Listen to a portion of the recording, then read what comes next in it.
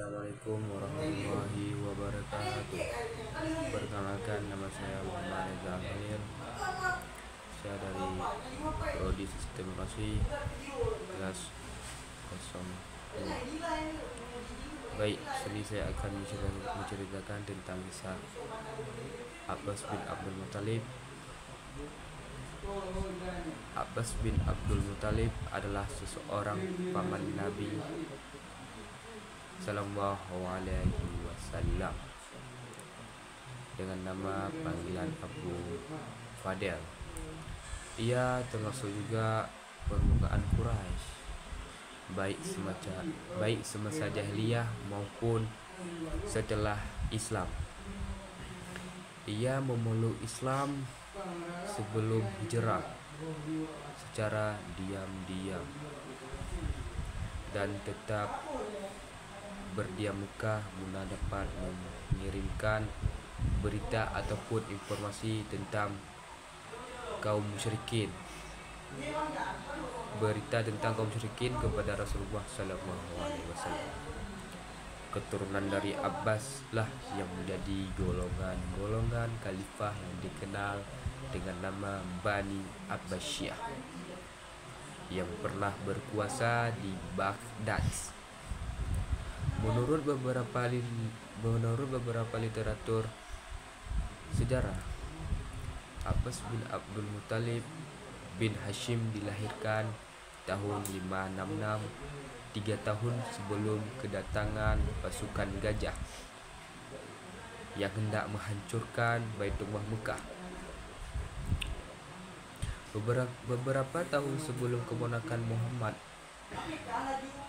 dan beberapa saudara termuda ayahnya Muhammad, ibunya Nantilah binti Ka'bah bin Kulayb adalah seorang wanita Arab pertama yang mengenakan kelambu sustra pada Baitullah Al-Haram.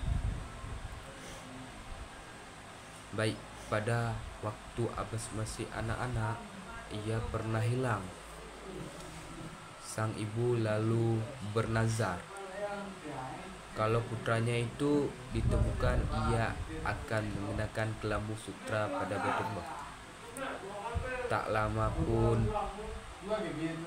lama antaranya Abbas ditemukan, maka ia pun menepati nazarnya itu. Keturunan Abbas bin Abdul Muthalib menikah dengan Ummul Fadl atau Al-Fadlah Lubab. Ummul Fadlam diklaim sebagai wanita kedua yang memeluk Islam. Pada hari yang sama dengan sahabat Khadijah bersama istrinya tersebut, Abbas bin Abdul Muthalib memiliki 5 keturunan. Keturunan apa aja? 1. Abdullah bin Abbas yang kerap disebut pula Ibnu Abbas. Dia pernah menjadi gubernur di Basrah pada masa kekuasaan Khalifah Ali bin Abi Thalib. Dia meninggal dan dikuburkan di Taif ataupun di Arab Saudi. Ubaidillah bin Abbas pernah menjadi gubernur di Yaman pada masa kekuasaan Khalifah Ali bin Abi Thalib dan dikuburkan di Madinah. Fadl bin Abbas dikuburkan di Syam. Qusam bin Bahrain pernah menjadi gubernur di Bahrain pada masa Ali bin Abi Thalib dan dikuburkan di Samarkand.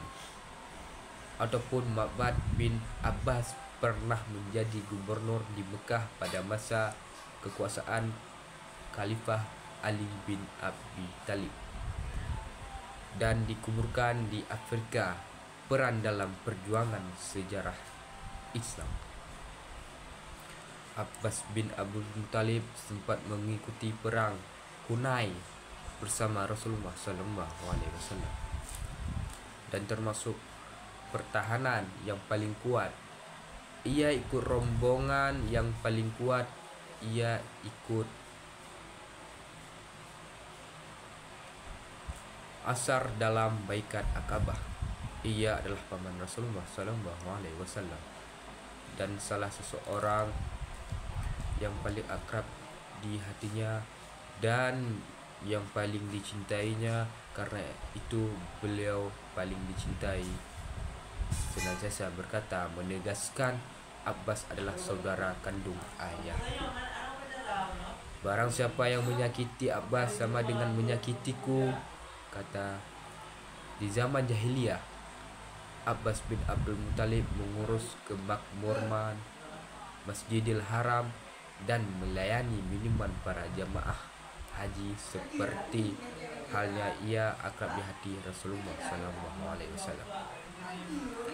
Rasulullah pun dekat dengannya. Ia pernah menjadi pembantu dan penasihat utamanya dalam baiat Al-Aqabah menghadapi kaum Asar dari Madinah. Para ulama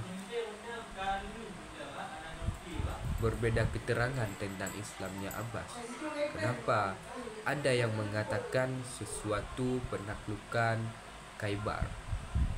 Ada yang mengatakan lama sebelum perang Badar. Katanya ia memberikan kegiatan kaum musyrikin kepada Nabi di Madinah. Dan kaum muslimin yang ada di Mekah banyak pendapat dukungan dari beliau. Kabarnya ia pernah menyatakan untuk hijrah ke Madinah, tapi Rasulullah SAW menyatakan engkau lebih baik tinggal di Mekah. Keterangan kedua ini dikuatkan oleh keterangan Abu Rafi, pembantu Rasulullah SAW. Pada waktu itu, ketika aku masih kanak-kanak akan menjadi pembantu di rumah Abbas bin Abdul Muthalib. Ternyata pada waktu itu Islam sudah termasuk ke dalam ruangan tangannya, baik maupun Abbas, Ummul Fadal, keduanya sudah masuk Islam. Akan tetapi Abbas takut kaumnya mengetahui dan terpecah-pecah, lalu ia menyembunyikan keislamannya.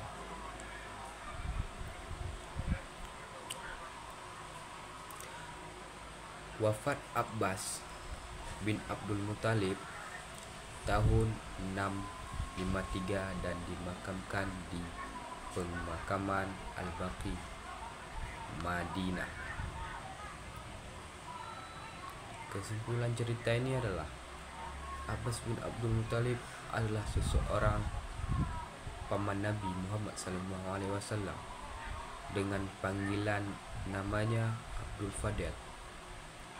Ia termasuk ke golongan pemukaan Quraisy yang dimana semenjak jahiliyah maupun di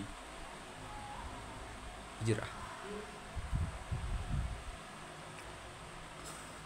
Abbas bin Abdul Muthalib menikah dengan Ummul Fadilah atau Ummul Al-Fadilah Lubab. Abdullah bin Abbas yang kerap disebutkan pula Ibnu Abbas.